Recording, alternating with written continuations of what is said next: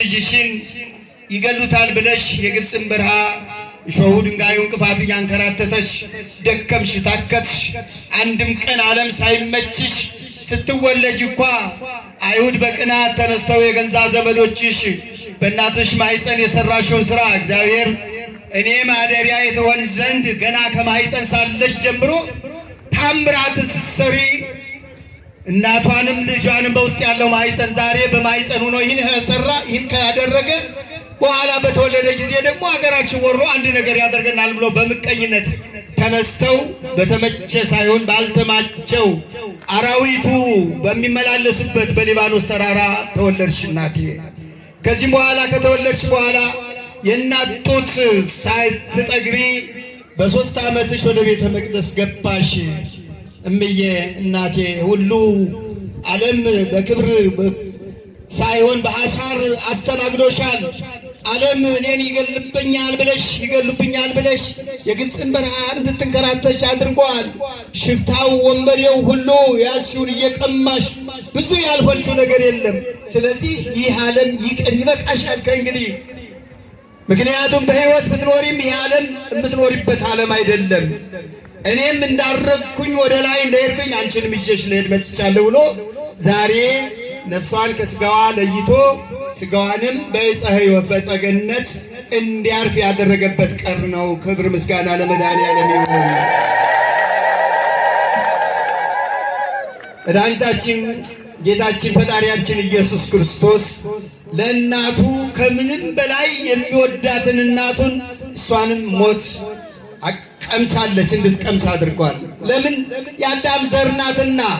ኦ አዳም መሬት አንተ ወትገብ ውስተ መሬት የተባለው ለልጅ ልጆቹም ለሁሉም ሰው ሆኖ ለተፈጠረ ሁሉ እንኳን እኛ ይቅርና እንኳን አንቺ ይቅርና እናቴ ሆይ አንቺ በስጋ ተወለሽ ከስጋሽ ስጋ ከነፍስሽ ነፍስ ነጭቼ የተወለድኩትን የምኳ የ3 ቀን ሌሊትና የ3 መዓልት መቃብርን ቀምሻለሁ። ሞትን በመስቀል ላይ ሆኜ አሳልፌያለሁ። ወገኖችሽን ዘመዶችሽን የሰው ዘር የሆነው ሁሉ ዓለምን ለማዳን ከሰራውበት ጥበቤ አንዱ የተገለጽኩበት በዕለተ ዓርብ የተሰቀልኩበት ስለሆነ የመጣውበትን ዓላማ ያሳካውበት ስለሆነ ያን መርገመ ሔዋን መርገመ አዳም ከነሱ ያራኩበት በመስቀል ላይ አድሬ ስለሆነ እኔም በከበርኩበት አንቺንም አከብርሽ ዘንድ ይበቃሻል የዚህ ዓለም ቆይታ ብሎ በ64 ዓመቷ ይችን እናት ቅድስት ድንግል ማርያም የሁላችን መመኪያ ወደ ገነት ያሳረፈበት ዕለት ነው። ይህንን በዓል ነው እያከበርን ያለ ነው። ወደ ትርጉሙ ስንገባ ወደ ውስጡ ምስጢሩ ስንገባ ዕፀ ሕይወት ወደ ዕፀ ሕይወት ወስዶ ለምን አስቀመጣት?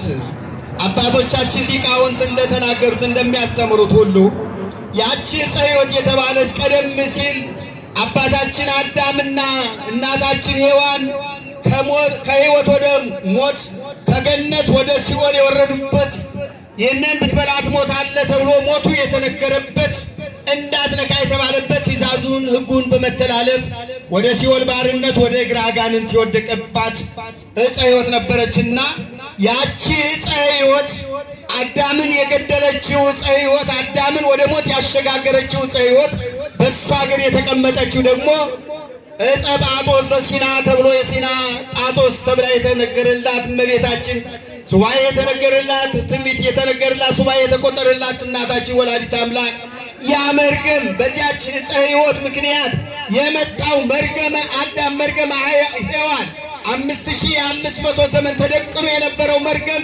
የሚወገድባት እውነተኛዋ ዕፅ እውነተኛዋ የመዳን ዕፅ ተብላ የመዳን ተክል ተብላ ስርወ እሴይ ተብላ ከእሴይ ስር የተገኘች ተብላ በትረ አሮን ተብላ የአሮን በትር ተብላ የተሰየመች በብዙ አምሳል የተመሰለች በምን እንመስልሻለን ተብሎ ምሳሌዋ የበቁ የነቁ አባቶቻችን ምሳሌዋን ሆነዋል ለማግኘት ፈልገው ያጡላት እመቤታችን በሷ የተነሳ ያ መርገም ተቀዶ ያ መርገም ተወግዶ ከሲኦል ባርነት ከእግረ አጋንንት ወጥቶ አዳምና ልጆቹ የልጅ ልጆቹ ወደ ገነት የሚገባባት እውነተኛዋ ዕፀ ሕይወት መድኃኒት እመብርሃን ወላዲተ አምላክ ነበረችና በሞት የሞትንባትን ዕፀ ሕይወት በሞት ከሞት የተሸጋገርንባትን ዕፀ ሕይወት ዕፀ እመቤታችንን መቱን አድርጎ ምስጢር አንድ እንዲሆን ይህንን አገናኝቶታል መድኃኔዓለም ኢየሱስ ክርስቶስ። እውነተኛዋ መድኃኒት እውነተኛው መድን የሚገኝባት ዓለም የሚድንበትን እውነተኛው መድኃኒት የተገኘባት ያውም እስከ ሁልጊዜ ያዝኑ ያንጎራጉሩ ነበርና እመቤታችን ወላዲተ አምላክ እኛ ሳናውቅ ምን አለ ረፍቷስ ቢገለጽልን አምላክ ለእኛ ከምን ሳታሳየን እናታችን መጽናኛችን ከሐዘናችን የምንረጋጋባት እመቤት የዓለም መመኪያ የሆነች ለሰው ልጆች ሁሉ የድነት መሰረት የሆነች እመቤታችን መሰረተ ሕይወት የሆነችንም አምላክን ለምን ከኛ ተለየችን? በወጉ በማይረጉ ከፍነን ገንሰን አልቅሰን አንብተን ለምን አንቀብራትም ነበር? ከዚያ በኋላ ስራህን ብትሰራ አምላካችን ብለው በጸሎት ተግተው ከዚህ እስከ ነሐሴ 16 ድረስ በጸሎት ቆዩ ነው። አንድ ጊዜ በሰኔ ጾም ጾመ ድነት ጾመ ሰኔ የሐዋርያ ጾም ተብሎ የሚጠራው ጾመ ሐዋርያ ከባለ 50 በኋላ የምንጾመው እሱን ጾሙ። አልተገለጸችላቸውም። የእግዚአብሔር ጊዜ ስላለ እነሱን ለመግለጽ ጊዜ ፈጅቶበት ሳይሆን ጊዜ ቀጠሮ ይዞ ሳይሆን እግዚአብሔር ጊዜ ያለው ሁሉን ነገር በፈቃዱ የሚያከናውን ነው። ያለሱ ፈቃድ ምንም የሚሆን ነገር የለም እንደተባለ ያለሱ ምን የሚሆን ነገር የለም ተብሎ በዮሐንስ ወንጌል ምዕራፍ 1 ላይ እንደተጻፈ ሁሉ ያለሱ ፈቃድ የሚሆን ነገር የለምና ጾሙ ሐምሌ 5 ቀን አሳረጉ። ጸሎታቸውን ጾማቸውን አስረከቡ። ከዚህ በኋላ አሁንም ትጥቃቸውን አልፈቱ። ሃይማኖት ጽናትን የምንማርባቸው ሐዋርያት አሁንም ከእንግዲህ በኋላ ተስፋ እንቁረጥ ብለው አልተቀመጡም።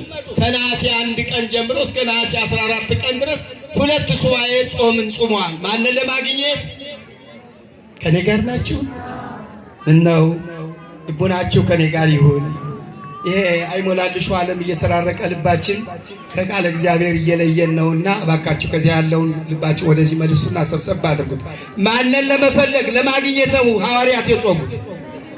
እመቤታችን በሉ እስኪ ሁላችሁ እመቤታችን ቅድስት ድንግል ማርያምን እሷን ቤዛዊተ ዓለም እመ አምላክን የአምላክን እናት ከተለዩ የተለየችውን ከሴቶች ሁሉ ተለይተሽ አንቺ የተባረክሽ ነሽ ተብሎ በመልአኩ በቅዱስ ገብርኤልና በእናታችን በቅድስት ኤልሳቤጥ መንፈስ ቅዱስ አድሮ የተነገረላት እመቤታችን እሷን ፍለጋ ከዚህ በኋላ 14 ነሐሴ 14 ሱባኤያቸውን 2 ሱባኤ ማለት ሱባኤ በ7 ነው የሚቆጠረው። አንድ ሱባኤ የሚባለው 7 ቀን ነው። 7 2 14 ይሆናል። ሂሳቡን ለእናንተ አልነግራችሁም፣ በዚህ ያልተካነ ሰው የለምና 14 ቀን ከጾሙ በኋላ ስጋዋን በ15 አምጥቶ አሳያቸው። ከፍነው ገንዘው ቀበሯት። ከዚያ በኋላ እርገቷን በ16 አድርጎ እሷንም እንደሱ እሱ የሆነው ሁሉ እሷ የሆነችው ሆኖ በምድር እንደተገለጸ ሁሉ እሱ የሆነውን ደግሞ እርገቱን አሳይቶ ከመላእክት ጋራ ከቅዱሳን ጻድቃን ሰማዕታት ጋራ እያሸበሸቡ እያገለገሏት እመቤታችን እያመሰገኑ እያወደሷት ወደ ሰማይ አርጋለች። ክብር ምስጋና ለመድኃኔዓለም ይሁን።